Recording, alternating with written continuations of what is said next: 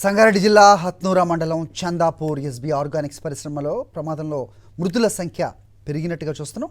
మొత్తం 7 మృత్యువాత పడ్డారు. మరో 16 మందికి గాయాలయ్యాయి. 3 పరిస్థితి విషమంగా ఉందని వైద్యులు తెలిపారు. క్షతగాత్రులను కేర్ నిమ్స్ హాస్పిటల్లో పాటు సంగారెడ్డిలోని ఎంఎన్ఆర్ ఆసుపత్రికి తరలించి చికిత్స అందిస్తున్నారు. పరిశ్రమలో ఉన్న కెమికల్ రియాక్టర్ అకస్మాత్తుగా పేలిపోయింది. ఈ కెమికల్ బాయిల్ చేస్తున్న సమయంలో అధిక ఉష్ణోగ్రతల కారణంగానే ఇది పేలింది.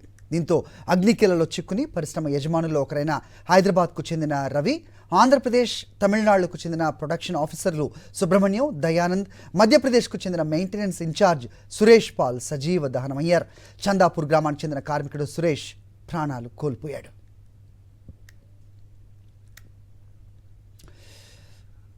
ప్రమాదంపై మరిన్ని అప్డేట్స్ మా కరెస్పాండెంట్ దిలీప్ ఇస్తారు. దిలీప్, చెప్పండి, వీళ్ళలో ఇంకా 3 పరిస్థితి విషమంగా ఉన్నట్టు చూస్తున్నాం. సో అధిక ఉష్ణోగ్రతలు అలాగే తగిన జాగ్రత్తలు తీసుకోకపోవటమే కారణం అనుకోవచ్చా? దిలీప్. చూసుకోవచ్చు హరి. సో ప్రస్తుతం మనం ఘటన జరిగినటువంటి ప్రాంతంలో ఉన్నాము.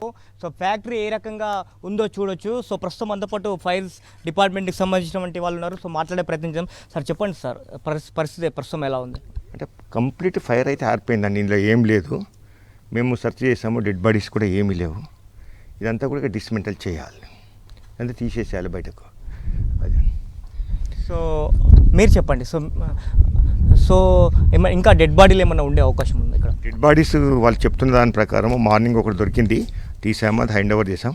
వాళ్ళు చెప్తున్న వాళ్ళ కౌంట్ ప్రకారం వాళ్ళకి టాలీ అయింది అని, లోపల ఎవరు లేరని.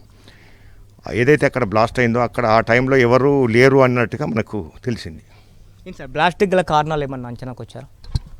అంటే రియాక్టర్ బ్లాస్ట్ అయినాయి, దానివల్లనే ఎక్స్ప్లోజన్ జరిగింది. ఎందుకు సార్ దానికి కారణాలు ఏంది? కెమికల్ రియాక్షన్ జరుగుతుంటాయి కదా, ఫార్మా ఇండస్ట్రీ అంటేనే కెమికల్ రియాక్షన్తో వాళ్ళు ప్రాసెసింగ్ చేస్తారు. దాంట్లో ఏమాత్రం కొంచెం తేడా వచ్చినా కూడా ఎక్స్ప్లోడ్ అవుతాయి. సో చేదాటిపోయింది. సో దాన్ని గమనించడానికి వచ్చినటువంటి ఫ్యాక్టరీ ఎవరైతే మేనేజర్ సార్ ఎండి ఉన్నారో సో రవి గారు కూడా దీంట్లో మృతి అయినటువంటి పరిస్థితి కనిపిస్తుంది. సో ఆ అంచనాని ముందుగానే పసిగట్టలేకపోయారా? అంటే కెమికల్ రియాక్షన్ అనేది స్పాట్లో జరిగిపోతుందండి. ఎందుకంటే అది ఎక్స్ప్లోజన్ అయిపోతుంది కదా, ఎక్స్ప్లోజన్కి అంత టైం ఉండదు. ఆయన చాలా ఎక్స్పీరియన్స్డ్. అది ఆ టైంకి అసలు ఏం జరిగింది అనేది కూడా మనకు ఐ విట్నెస్ కూడా ఎవరు లేరు. ఉన్నోళ్ళు మాత్రం ఇంజురీస్ అయినాయి, కొంతమంది చనిపోయారు. కాబట్టి మనం ఇప్పుడు దాని ఈ కంపెనీకి సంబంధించి అసలు సేఫ్టీని ఫాలో అవుతున్నారా సార్? మనకైతే సేఫ్టీ ఉన్నాయండి. అది ఒక్కసారి సో చూడొచ్చు. సో అంటే ఇంకా ఏమన్నా మరో రియాక్టర్ పేలే అవకాశం ఏదైనా? ఏం లేదు అసలు రియాక్టర్స్ అటువంటి పేలేది ఏం లేదు. అదే. సో ప్రస్తుతానికైతే సహాయక చర్యలు కొనసాగుతున్నటువంటి పరిస్థితిని మనం చూస్తున్నాం. సో దాటికి మొత్తం కూడా ఆ కంపెనీ మొత్తం కూడా చెల్లాచెదురు అయిపోయినటువంటి పరిస్థితి కనిపిస్తుంది. చూడొచ్చు మనం అసలు ఇక్కడ ఈ దాడి ఎంత జరిగింది అనేది తెలుసుకోవచ్చు. సో ఇంకా ఈ శిథిలాల కింద కంపల్సరీగా ఇంకా కార్మికులు ఉండే అవకాశం మాత్రం చాలా స్పష్టంగా కనిపిస్తుందని చెప్పుకోవచ్చు హరి. రైట్. ఇక ఈ డెబ్రీ అంతా తీయడానికి మొత్తం ఎంతకాలం పడుతుంది, ఎంత సమయం పడుతుంది?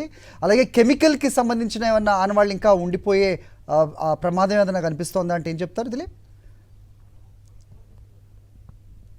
కంపల్సరీ ఇదంతా క్లీనింగ్ ప్రాసెస్ చేయడానికి ఖచ్చితంగా 10 నుంచి 20 రోజులు పట్టే అవకాశం అయితే కనిపిస్తుంది.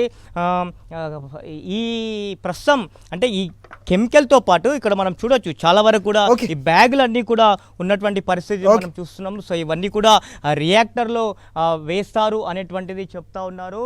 సో ఈ దాటికి మొత్తం కూడా రియాక్టర్ల పేలుడికి దాటికి కూడా బలంగా ఉన్నటువంటి కట్టడాలు సైతం, పిల్లర్లు సైతం కూలిపోయినటువంటి దృశ్యాలను మనం చూస్తున్నాము.